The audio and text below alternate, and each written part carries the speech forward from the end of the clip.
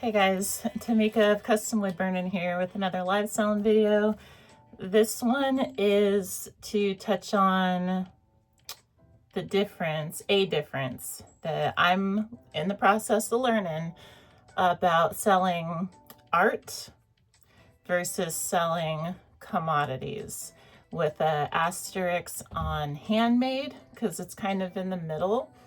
In a live sales environment, this is extra apparent that they're not the same. Buyers swipe differently.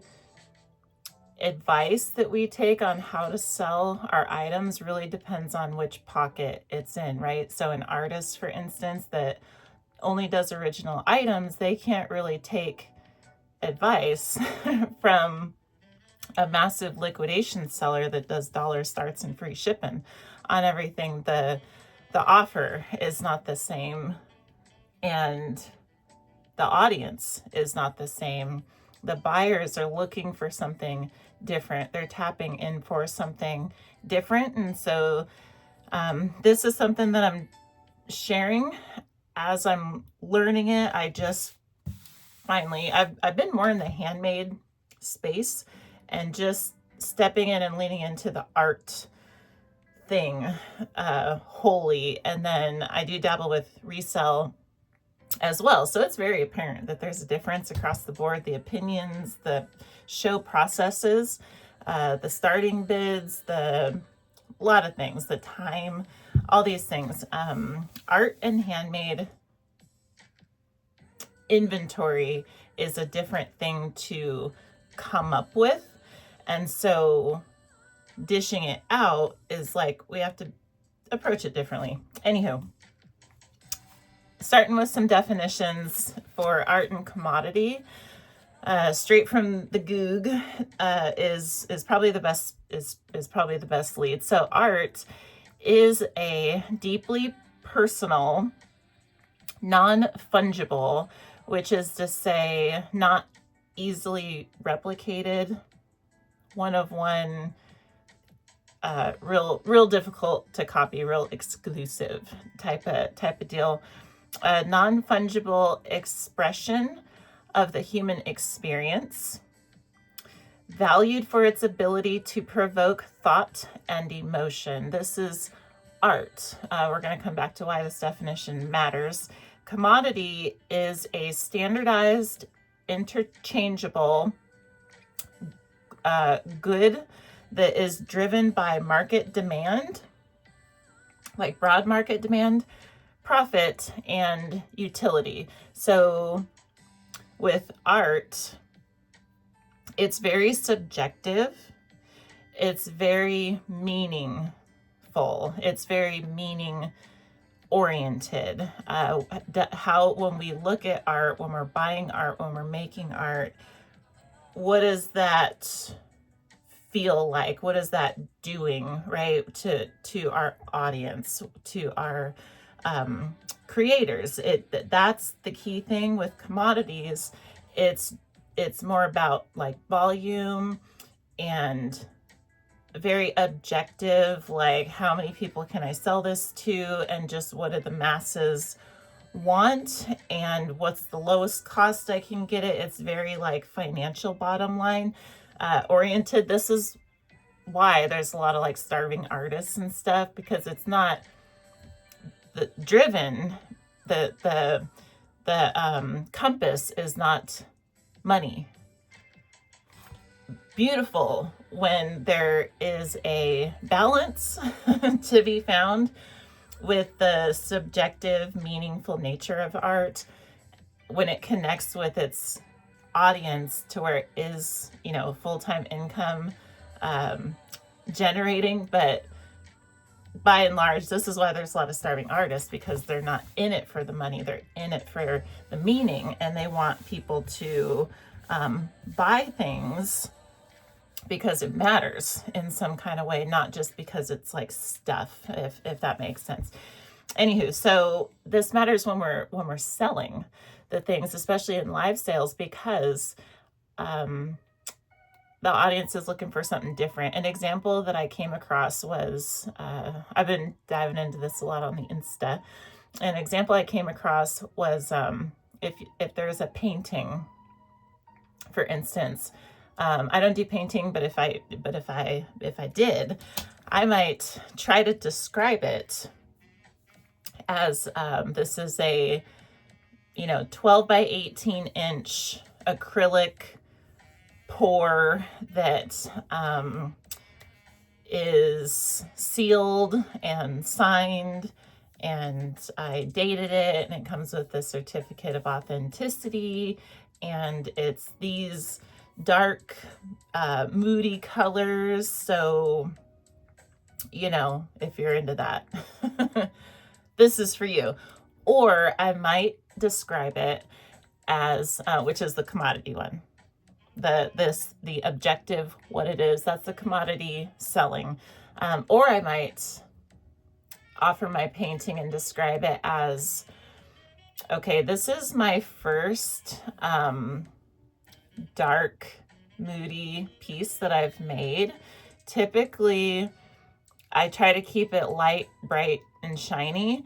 However, once my family member passed, I just was in this dark place in my life, and art was my outlet. And so I decided I had to keep creating, and I just went into it, and this is what it turned out as. And so it's not my typical work, but it really speaks to me because this moment in my life, it was a really dark moment, and that's a very human thing. And this is allowed to share space with us. Not everything is sunshine and rainbows. Sometimes we have these lows in life, and it's just a nice reminder, I think, that it's okay and that we get through it, or something like that, right? The meaning behind it. Live sales and art, right? The art definition, the art sales pitch, communicates something to the audience that they buy into, that because when they put it on their wall at home, it can speak to them. Again, I'm learning this stuff in real time, but it can speak to them. It enhances their space in some kind of way. It's not just about the colors, it's about the meaning. And so apparently a lot of artists are not great at this, and we describe things more for other artists, right? The specific materials used, for instance, instead of like the meaning portion, the storytelling behind it. And so I thought this was really interesting and kind of share worthy. But then I want to add, I don't want to make this too long, but I want to add that there's that asterisk with handmade stuff. Or let me say first, with commodities in general, what we're selling is the value, right? Like just the straight value. In a competitive way, like, you could buy this multiple places. Why would you buy it from me? Because it's a better value. It's a better, what I mean? Like, there's things there. Anywho, handmade is a big spectrum, because there's a lot of handmade that is one of one. And then there's a good chunk of handmade that is mass produced to some degree, and then a lot that's in this like small batch pocket. And so, but there's a spectrum. Paintings, for instance, to 3D prints, something like that. So, or like, think like a giant crochet blanket on one end of the spectrum that's like custom or something. And the other end of the spectrum, it's like, laser engraved, laser cut wood cutouts or something like that. Like, very different on how we sell these things. But in general, I think these three things, when it comes to selling them, I think these three things are worth highlighting, because I think with handmade, no matter where we are in the spectrum, we can focus our communication on these three things to connect with the audience that's looking, in the market for that kind of stuff. Handmade and commodity shoppers, there is a big overlap, but there are some differences, and it is on us, the handmade sellers, to articulate those differences, because handmade stuff is more expensive. And so there's like a value education that has to be factored in, so that we can be paid for our time, because we're not mass producing. Anyway, I think the three things to, if there were 3 things to hone in on, and this is just today, I might change my mind in the future as I learn more, but process, okay, which is somewhere that live sales is really, there's a huge advantage with live sales, with handmade folks, because you can live demo, you can show your process and discuss why you're doing it like that, the lessons that you learned in the past. So you can talk about your experience that landed you at the process. And so, when I do it like this, the stuff I was making 10 years ago is still mint condition type of things, but people like to see the process, and it helps them understand how long it takes and the thought and, meticulous nature that goes into the detail orientation, all the things that go into the creation. So process, I think, is huge. There's can be a little storytelling mixed in with this, you know what I mean? It's not super black and white, but materials would be the second one. So process and then materials. There are a lot of buyers who choose handmade because they trust it more. If we buy soap, for instance, from a drugstore, there's a difference with that than if we buy handmade soap that's like small batch, that the seller is like, look, me personally, I don't put X, Y, and Z on my skin. I've had eczema my whole life. And so I had to create my own recipe for this. And it's only with the best, the local organic, tallow, I don't know, coconut oil, castor oil, essential fragrance oil, like, you know what I mean? And so it's just like, I'm going to tell you exactly what's in it. I'm going to tell you why it's like this. And so I use it on my skin. And so you can be confident using it on your skin or something like that. People are into that, but also materials. There's some stuff that, like, if a seller says, hey, I don't have plastic in none of my stuff, I keep it all earthy, the stones, the I don't know, the leathers, the metals, the wood, something like that, it can align with buyers' aesthetics. And so different buyers have different preferences, like strong preferences. And when you come across a seller that they have the same preferences as far as materials, or if it's foodie stuff, ingredients, as you do, you're a buyer. It's just like this magical connection that you're like, okay, I don't need to shop anywhere else because this person has my number, right? So process matters, material matters. These can sell handmade goods. And then the third thing is branding. Branding is the vibe. Branding is the vibe. Branding is, without going too deep into it, this is like when you're shopping with a clothing seller, for instance, and say there's clothing seller A and clothing seller B, and seller A is like wearing the stuff that they wear, like or the stuff that they sell, like it's a whole vibe, be it Cantha, be it like, I don't know, tie-dye, be it outdoors, be it business, be it like going out,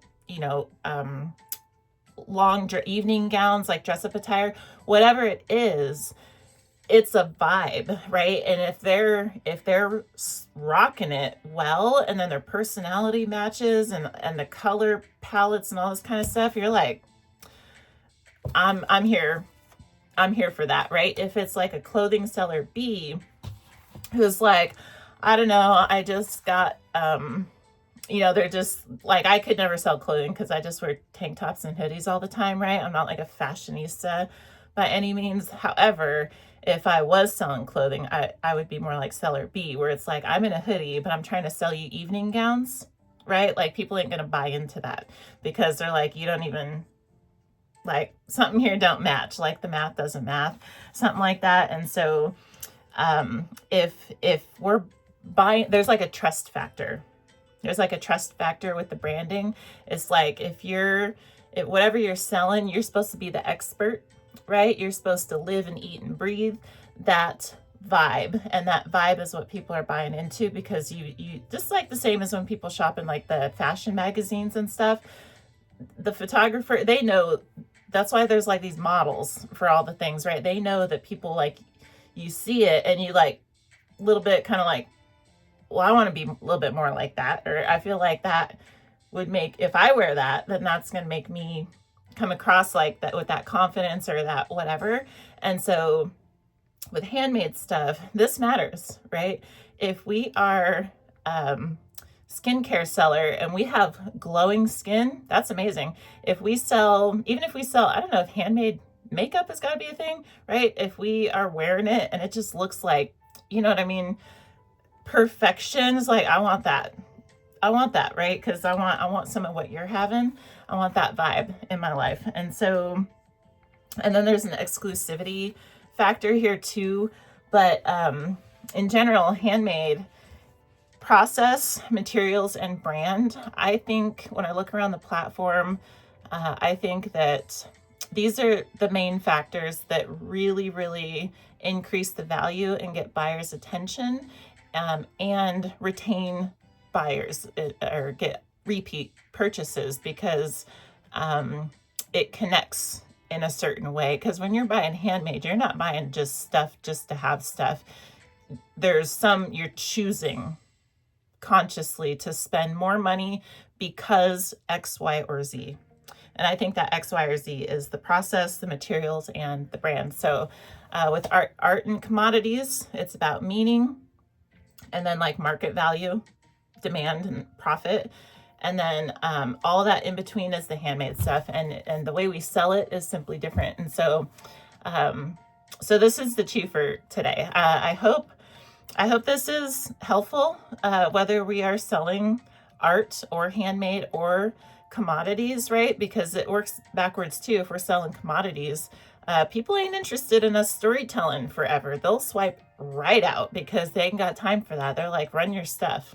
Like, it actually surprises me. Like, 5 seconds, run it, and then move on to the next one. I don't care where you got it. I don't care. Just tell me what color, what size, and then run it. Like, that's all they, you know. And so, so it does work both ways. And the more we can like, aha, this is what the audience is buying into, then that's what we double down on communicating and selling in our live shows. And so there it is. That's the thought for today. If you like this topic, do let me know by giving this video a thumbs up. Otherwise, I just want to thank you for watching, and I hope to see you tomorrow. Be here talking about some more live selling stuff, and just happy live selling in the meantime. Bye-bye.